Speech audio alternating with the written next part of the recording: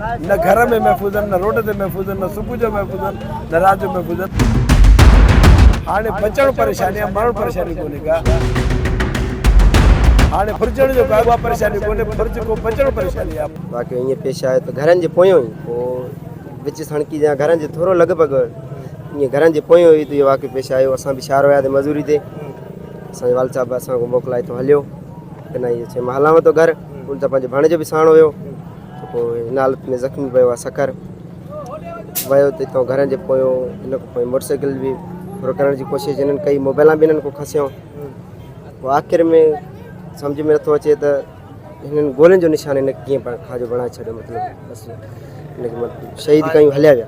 तव्हांजे वाल साहब शहीद थियो, ॿियो ज़ख़्मी आहे उहो तव्हां छा थियो? उहो असांजो फुफाट आहे। मुफ़ाट आहे? जी जी। अच्छा, 24 कलाक गुज़र चुका आहिनि, खां पुलिस कुझु कयो आहे माण्हू हुतां? न न कुझु बि न कयो अथई, अञा हाणे पुॻा आहिनि। पुलिस वारा आई आहे? जी जी, अञा हाणे पुॻा आहिनि। बसि इहो मुतालबो असां त करे आहिनि, 7 ॾींहंनि जो ॾेई आहिनि। असां तव्हांखे इंसाफ़ करे ॾींदासीं 7 ॾींहंनि में। असां बि उन्हनि खे टाइम ॾिनोसीं, सही आहे, 7 ॾींहंनि में असांखे इंसाफ़ खपे, असांखे इंसाफ़ खपे बसि सवाल साहिब जो। पुछा अची विया धाड़े लाइ, पहिरियों पैसा फुरियऊं, जिन महिल गाॾीअ ते चढ़िया त पोइ हे ई विड़िया। ॿिनि खे दसियऊं, जेको टियों हुयोसि ट्रेन, पोइ उन लाठियूं हुयूं।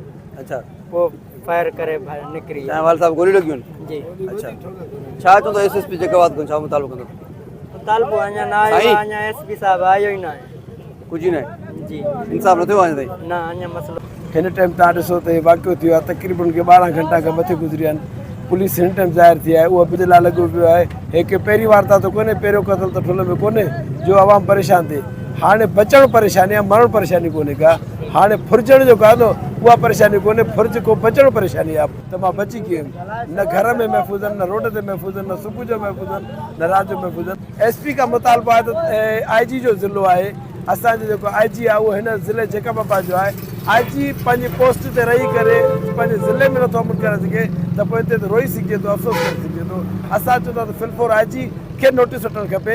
हिते हिन टाइम जेके बि अफ़सर लॻा विया आहिनि, उनजी रिज़ल्ट तव्हांजे साम्हूं आहे। उहे मंशियात खे उहे पंहिंजो ग़लति कारोबार खे फ़रोग़ ॾियनि था, क़त्ल गारत खे फ़रोग़ ॾियनि था, धाड़ेगिरी खे फ़रोग़ ॾियनि था। छा ख़बर न आहे त धाड़ियल केरु आहिनि, कारो अचनि था, उन ते कंट्रोल छो थो थिए? लिहाज़ा पुलिस पंहिंजो किरदार था करे त विदिन आवर्स उहो इन ते टेक ओवर करे सघे त गिरफ़्तार करणु पंहिंजी जाइ ते, पर केस बि अञा ताईं दाख़िल न थियो आहे। तक़रीबन 18 कलाक गुज़री चुका आहिनि। गुज़िरियल राति 7 बजे ही वाक़ियो थियो आहे। पहिरियों त B सेक्शन ऐं C सेक्शन जा SHOs पाण में विढ़ंदा रहिया त हीअ हद कंहिंजी आहे। 2 कलाक ताईं उहो लाश उते तड़पंदो रहियो रोड ते, पर पुलिस पंहिंजी हद दख़लनि जे हिसाब सां विढ़ंदी रही।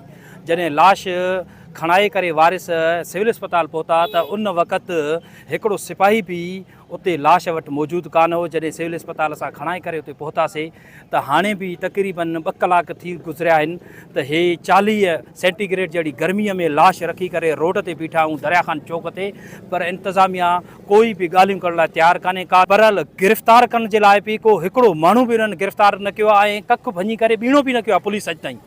C सेक्शन जो SHO एतिरो नाअहल आहे ऐं हितां जी इंतज़ामिया एतिरी नाअहल आहे। असां त इहो चवंदासीं हितां जो SP जेको आयो आहे उहो नाअहल आहे। C सेक्शन थाणे जी हद में राति हिकु अफ़सोसनाक वाक़ियो पेश आयो, जंहिंमें हिकु मज़दूर ऐं पोरियत पंहिंजे बच्चनि जो लाइ मज़दूरी करे जॾहिं घर वापसि अची रहियो हो, हितां जे राज़ननि, डाकुअनि, भत्तेखोरनि उन्हनि खे गोलियुनि जो खाज बणाए छॾियो, जंहिंजे नतीजे में शहीद ज़फ़र डूल पंहिंजी शहादत माणी ऐं हिकिड़ो नौजवान जेको इंतिहाई सीरियस ऐं गणती जोगी जी हालत में आहे उहो सखर आहे।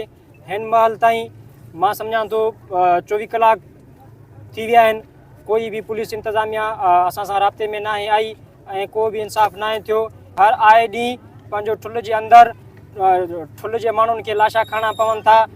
अफ़सोस सां चवणो पए थो त IG सिंध जो इहो होम डिस्ट्रिक्ट आहे। IG सिंध जो होम डिस्ट्रिक्ट बि महफ़ूज़ कोन्हे को त पूरी सिंध काॾो महफ़ूज़ हूंदी। अॼु वज़ीर आला सिंध जेकाबाद शहर में आयल आहे ऐं वज़ीर आला खां मुतालबो कयां थो त ख़ुसूसन जेकाबाद जे अंदरि अमन अमान खे बरक़रार रखियो वञे। हितां जी जेका इंतज़ामिया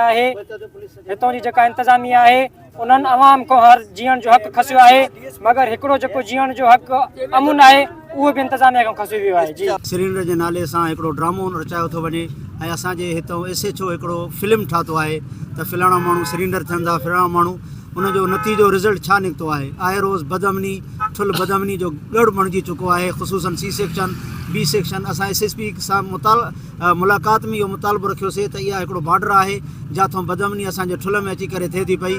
राति तव्हां ॾिठो त हिकिड़े मज़लूम खे, बेगुनाह खे, मासूम खे, मज़दूर खे गोलियुनि जो खाज बणायो वियो, उनखे शहीद कयो वियो।